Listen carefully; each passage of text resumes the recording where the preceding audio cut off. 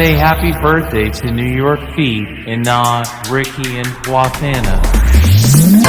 ថាជីវិតពីជើងពីចាប់ផ្ដើមក៏ជាពីបញ្ចប់ដែរពីទីនេះចុងក្រោយតែទៅជួបគ្នាវិញហើយក្នុងរួមនេះហេតុផលដែលមានដើមមានចុងនិងអត់ដើមអត់ចុងសប្បាយកើតទុកជួបគ្នាបែកគ្នាមានតែទៅមានតែមកសុទ្ធតែជីវិតទៅតសាំង